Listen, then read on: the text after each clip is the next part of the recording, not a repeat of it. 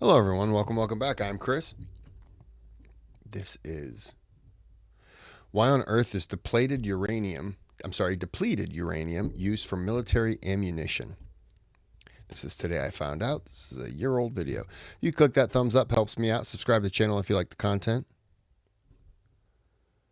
Why do I always do this? I always end up looking at the other videos.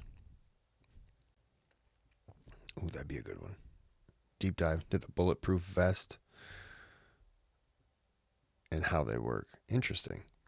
And then subscribe to the channel if you like the content, and click on the thanks button if you want to donate to the channel, sponsor a video, say thank you, or not. It's your choice. All right, let's get into this one. In the opening of the 2012 James Bond film Skyfall, everyone's favorite super spy chases an assassin through the streets of Istanbul to recover a hard drive containing the identities of undercover British agents. For his trouble, he receives a shoulderful of shrapnel from the assassin's pistol, is accidentally shot by a fellow agent, and falls off a bridge to his presumed death. So, whoopsie doodle. But this being a James Bond film, he inevitably returns to duty and, after digging the shrapnel out of his shoulder, discovers the assassin's bullets are made of depleted uranium. This handily allows him to identify and track down the assassin, kicking off the rest of the plot. But unless the assassin's intention was to leave an easily traceable calling card, he really needn't have bothered with such fancy ammunition. For while depleted uranium projectiles are a real thing, the destructive properties of this very expensive material are not wasted on something as small as a pistol bullet. So, what is depleted uranium anyway, and why is it used in military ammunition? Well, let's lock and load to find out, shall we?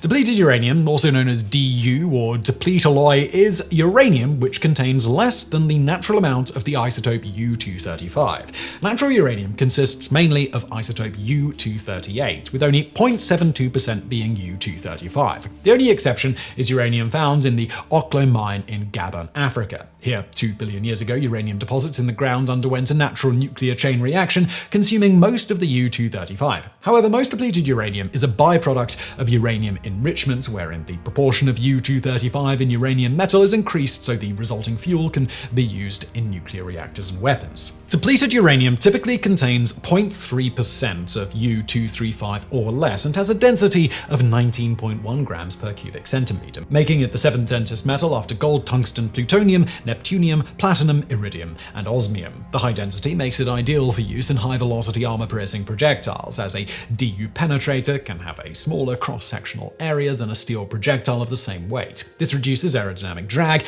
allowing for higher velocities, and concentrates the kinetic energy of the projectile onto a smaller area, improving penetration. But DU also has two rather more unique properties. While most metal projectiles flatten on impact, increasing their cross-sectional area and decreasing their penetrating ability, DU projectiles fracture in a manner that makes them self-sharpening, allowing them to maintain their penetrating power all the way through the target. Uranium is also pyrophoric, meaning that it spontaneously ignites in air when ground into a fine enough powder. This, coupled with the DU's inherent brittleness, means that once a DU projectile has penetrated a tank's armor, it disintegrates into a white-hot shower of fragments that can destroy equipment, ignite ammunition and fuel stores, and generally ensure that everyone inside the vehicle has a very bad day. And while DU is not nearly as hard as tungsten, the usual go-to metal for armor-piercing ammunition, it can be hardened by alloying it with titanium or molybdenum and carefully heat-treating it to produce one large metallic crystal. But perhaps DU's greatest advantage is its sheer availability.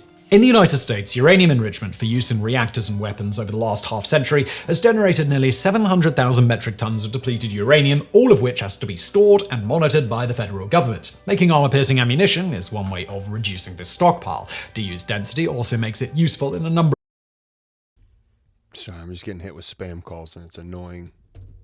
of other applications, such as radiation shielding for nuclear reactors and medical imaging, as well as balancing weights on fixed-wing aircraft and helicopter rotors, and armor plating on tanks such as the American M1A1 and M1A2 Abrams. It is also used in the casing of the B-6111 bunker-busting bomb to help improve penetration. DU penetrators are mainly used in cannon rounds of 30mm and up, for in smaller, lower-velocity weapons, such as a pistol, DU's penetrating ability would be wasted. In US service, DU rounds are used in the Phalanx 25mm close-in weapon system, or CIWS, used to protect US Navy ships from incoming missiles. The 25mm M424 cannon used on the Bradley and LAV-25 armored fighting vehicles, the 25mm GAU-12 equalizer, and the 20mm M197 rotary cannons used on the AV-8B Harrier jump jet and AH-1 Cobra attack helicopter, and in 105 and 120mm projectiles fired by the M1 Abrams tank. Internationally, DU penetrators are also used in 120mm rounds fired by the British Challenger 1 and 2 tanks and the 125mm 3BM-59 Svinets 1 and 3MB-60 Svinets 2 rounds fired by Russian tanks like the T-80. Today, companies in 5 countries, the United States, the United Kingdom, France, Russia, and Pakistan, are known to produce DU ammunition.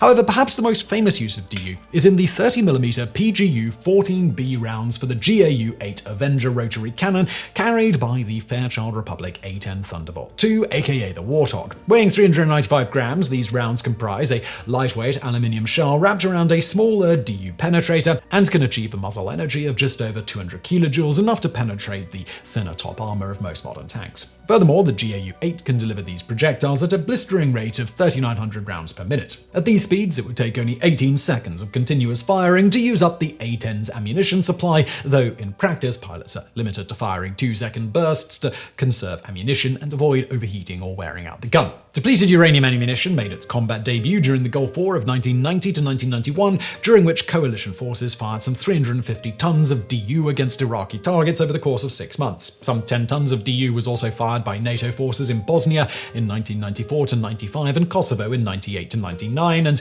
2,000 tons by US forces during the 2003 invasion of Iraq. Yet, despite widespread claims by the US military, DU is not some magical tank-killing secret weapon. Indeed, relatively few tanks were actually destroyed by depleted uranium rounds during these conflicts. During the Gulf War, for instance, of the 1,000 Iraqi tanks destroyed by A-10s, 900 were destroyed using the AGM-65 Maverick missile, not the GAU-8, while of the remaining 2,700 tanks destroyed by helicopters, tanks, and ground forces, only 45 were hit by DU rounds, a kill rate of less than 1 in 7. Some of this ineffectiveness has to do with the inherent inaccuracy of the GAU-8, exacerbated by the practice of flying at high altitudes to avoid anti-aircraft fire. However, even under ideal conditions, the A-10's performance leaves much to be desired. On November 7, 1979, the US Air Force conducted a live-fire demonstration of the A-10 at Nellis Air Force Base in Nevada. For this test, 10 M47 Patton tanks of 1950s vintage were arranged on the ground in a triangular formation to simulate a column of similarly sized Soviet T-62 tanks on the move. The pilot then made 10 passes at the target, 1 for each tank, and fired a total of 174 rounds. Yet despite these near-ideal conditions, clear skies, a stationary target, and no anti-aircraft fire, only 90 rounds hit their targets, with only 30 of these achieving penetration. 3 tanks were declared destroyed, 3 were immobilized by hits to the tracks and suspension systems, while 2 were completely unscathed. But this already marginal result was made worse by several factors. First, in a real combat situation, the presence of anti-aircraft defense vehicles like the ZSU-23-4 Shilka would have limited the pilot to a single pass. The moving tank column would have also made things more difficult. Even worse, by the time the test was conducted, the M47 was hopelessly outdated, and had the targets been more modern M60 tanks, the report concluded only 1 would likely have been destroyed. And had they been even more advanced Soviet T-62s, the very tanks the targets were meant to represent, none would have been destroyed. Indeed, during the Gulf War... So am I understanding this right? Depleted uranium doesn't do a whole lot more than any other weapon?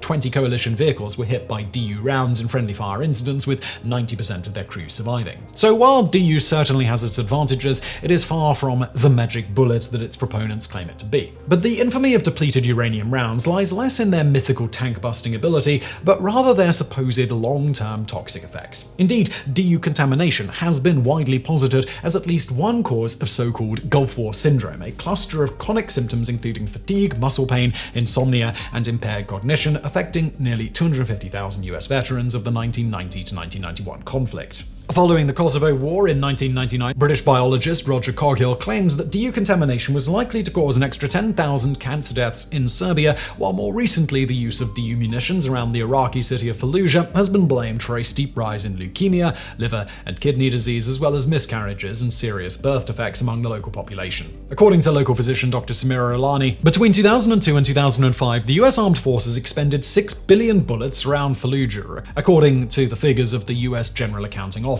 These rounds create fine metal containing dust particles as well as DU containing particles that persist in the environment. These particles can enter the food chain and enter the human body via contaminated food. Toxic particles can also become airborne with the wind and be inhaled by the public. Iraq is prone to frequent sand and dust storms. Continuous public inhalation of toxic materials can lead to cancer. Ingested or inhaled particles that emit alpha radiation can cause cancer. The quote ends. In 2010, Alani co-authored a study revealing that the rate of heart defects in Fallujah had risen to 13 times that in Europe, while between October of 2009 and December of 2011, she personally logged 699 cases of severe birth defects in the city, including cases of spina bifida, hydrocephalus, and even babies born with multiple limbs and heads. Meanwhile, official Iraqi statistics show that between 1991 and 2005, the cancer rate throughout Iraq rose 40 times, from 40 to 1,600 out of every 100,000 people.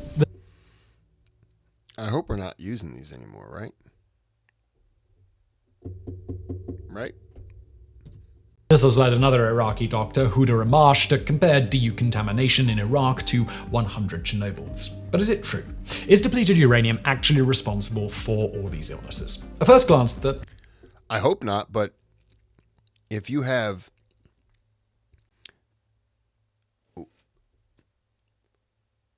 what would I guess you would need to know what the cancer rate was. That was 02 to 05. So just take a cancer route, an estimate, which I don't even know if they'd have the numbers, but just go from like 85 to 2001. Big swath of time. Now go from 2006 to current day and see what the amount is in terms of before America, when America arrived for the first Gulf War, when they left, what it was before the Second War, what it was after they left to current time. And you can see an influx as to, if it's down here and then America's there and it goes up a little bit and then it really surges and then maybe declines, and then Second War maybe evens out and then it goes up and just keeps right, because there's got to be if there's an influence of America when it's, after America arrives and the war starts and then they're firing these weapons and then it rises, then that it's tied to American servicemen being there, and then you could then tie that to the weapons that were used. And if that's the case, I'm surprised that there wouldn't be any kind of lawsuit that could be thrown against the U.S. for the usage of those weapons. link does appear to be plausible. Depleted uranium is only around 60% as radioactive as natural uranium and emits mostly alpha radiation, which cannot penetrate human skin and is largely harmless outside the body. However, if uranium dust does enter the body via inhalation, ingestion, or wound contamination, the large amount of energy deposited by alpha particles directly into the tissue can cause severe genetic damage and cancer. Worse still, the main constituent of DU, uranium-238, has a half-life of 4.5 billion years. As a heavy metal, uranium is also toxic in and of itself, and like lead and cadmium, can accumulate in the bones, liver, and kidneys, causing long-term damage to these organs and the central nervous system. And making the link between DU munitions and chronic health effects even more probable, the fine dust generated by the impact of DU projectiles is very easily absorbed into the body. Yet despite this, there is almost no evidence that DU contamination is directly responsible for any cases of cancer or long-term illness among combat veterans or residents of war zones. Following the Kosovo War, a study of 120... Okay. Just, the fact that the risk is there means you got to keep doing studies.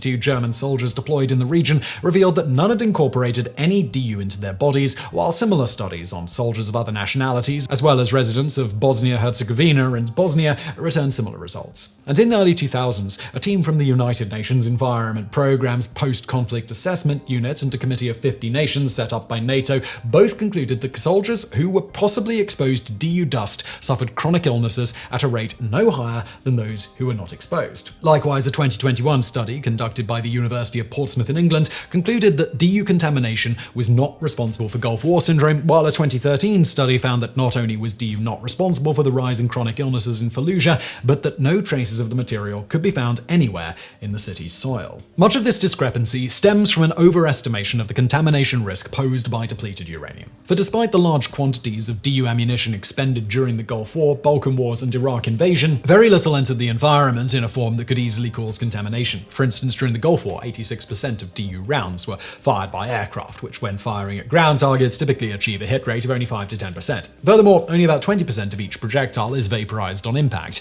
Thus, of the 350 tons of DU fired during the Gulf War, only around 7 tons would have been converted to dust, and most of that would have been concentrated inside the targeted vehicles, making it unlikely to be dispersed into the environment. Meanwhile, the projectiles that missed would largely have landed intact in the soft ground and thus pose little long-term contamination risk. And even if the soldiers and civilians had been exposed to large quantities of uranium dust, there is little evidence that this would have impacted their health either. Indeed, a US Centers for Disease Control review of 11 studies on uranium miners found no link between exposure to uranium dust and cancer, with all recorded instances of chronic illness being attributed to exposure to radon gas, a decay product of uranium and other toxic substances in the mine. A 1999 literature review by the RAND Corporation similarly concluded that, quote, no evidence is documented in the literature of cancer or any other negative health effect related to the radiation received from exposure to depleted or natural uranium, whether inhaled or ingested, even at very high doses. Thus, Huda Amash's comparison of DU contamination in Iraq to 100 Chernobyls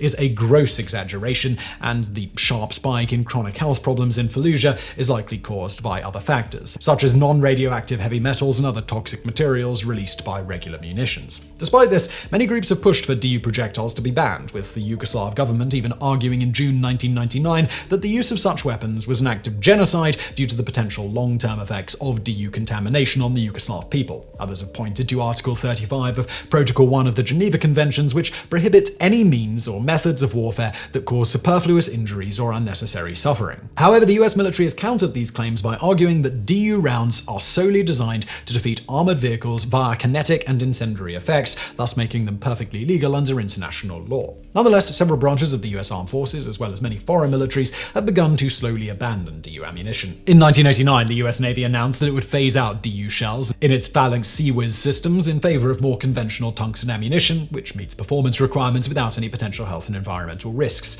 In 2002 and 2008, the British Army and the US Marine Corps also announced the replacement of DU rounds with tungsten on its armored fighting vehicles, with the latter stating, "We're not considering depleted uranium anymore because of the environmental problems associated with it, be they real or perceived." But while depleted uranium weapons may not be a tank-killing magic bullet nor a radioactive disaster waiting to happen, you still wouldn't want to find yourself on the receiving end of one. So, if you ever see the menacing shape of an A-10 Warthog sweeping down towards you, it's probably best to take cover.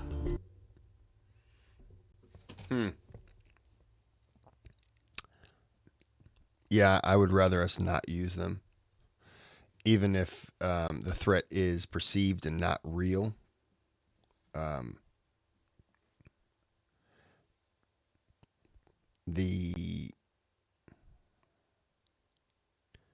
Anything uranium just scares me.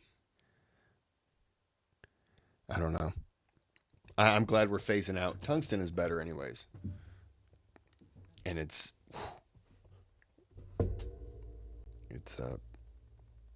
I know they were trying to get those tungsten metals in space to fire them down, but that wouldn't work. Anyways, has nothing to do with this video. We're going to end it here. I hope you enjoyed. Yeah. Kind of a scary thought that just uranium just in weapons always just scared me.